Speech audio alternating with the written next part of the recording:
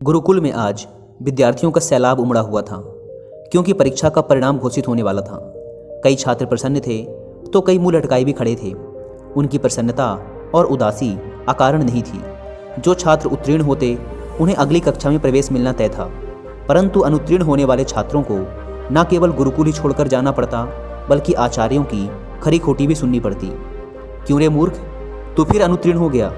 तुझे मैंने समय रहते ही समझाया था ना कि यदि इस बार उत्तीर्ण ना हुआ तो गुरुकुल से बाहर निकाल दिया जाएगा। एक आचार्य एक किशोर विद्यार्थी को डांट रहे थे और वह बेचारा चुपचाप सुन रहा था।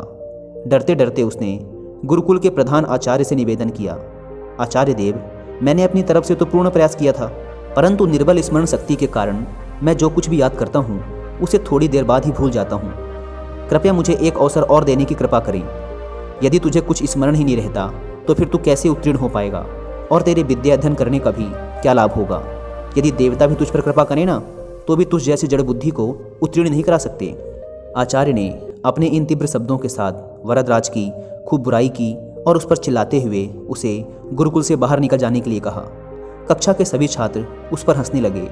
वह बेचारा भी अपना मुंह लटकाए बोझिल कदमों से वहां से निकल गया।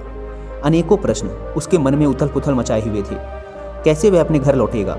माता पिता को जाकर क्या उत्तर देगा? जब लोगों को पता चलेगा कि उसे गुरुकुल से निकाल दिया गया है, तब वह कैसे उनका सामना कर पाएगा?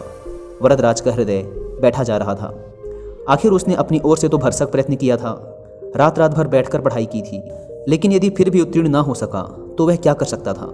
सवालों के भंवर में फंसा वह अब अपने गांव के पास ही आ पहुंचा था, पर क्योंकि धूप बहुत तेज हो चली थी, इसलिए उसने थोड़ा विश्राम करने का निश्चय किया। गर्मी की इस तपती दोपहर में सूरज की तेज रोशनी सबको जला रही थी, पर यहाँ भूख भी उसे बेहाल किए हुए थी। इसलिए पास के कुएं की जगत पर बैठकर ही उसने सत्तू खाने का निश्चय किया, जिसे वह गुरुकुल से लेकर चला था। कुएं पर कई लोग खड़े थे। प्यास के मारे सब बेहाल थे, इसलिए बार बार डेंगची कुएं में डालते और शीतल जल निकाल कर पीते। रस्सी के बार बार रगड़ने से कुएं के किनारे लगा पत्थर भी घिसने लग गया था। लोग जितना पानी निकालते, पत्थर उतना ही घिसता जाता। वरदराज चुपचाप बैठा यह सब देख रहा था। अचानक ही उसके मन में एक विचार आया। वह सोचने लगा, यदि केवल जूट की बनी एक रस्सी से कठोर पत्थर घिस सकता है, तो यदि मैं परिश्रम करूं तो क्या सफल नहीं हो सकता? आखिर दिमाग पत्थर से ज़्यादा कठोर तो है नहीं। वरदराज के मन में आशा की ज्योति जगमगा उठी। वह उठ खड़ा हुआ और तुरंत ही उसने निश्चय किया कि वह वापस गुरुकुल लौट जाएगा और फिर से अध्ययन आरंभ करेगा। वह घर के समीप आ गया था, पर घर न जाकर वापस गुरुकुल लौट आया। उसके साथी उसे देखकर आश्चर्यचकित थे।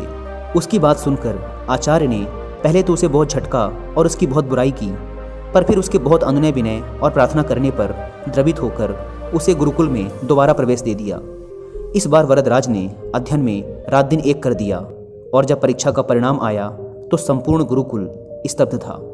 वरदराज न केवल उत्तीर्ण हुआ था, बल्कि उसने संपूर्ण विद्यालय में प्रथम स्थान प्राप्त किया था। एक समय जड़ मूर्ख समझे जाने वाला यह बालक आगे चलकर संस्कृत का बहुत बड़ा विद्वान बना।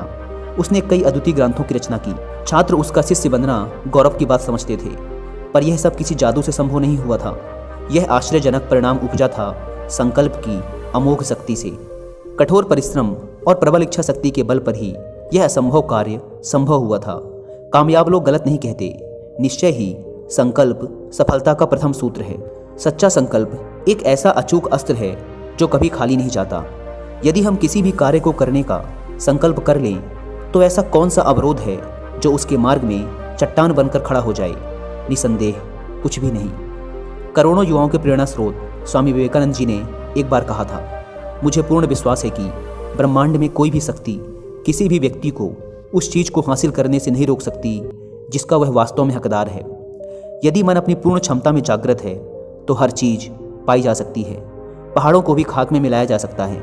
संकल्प दूसरी किसी भी चीज से ज़्यादा शक्तिशाली है।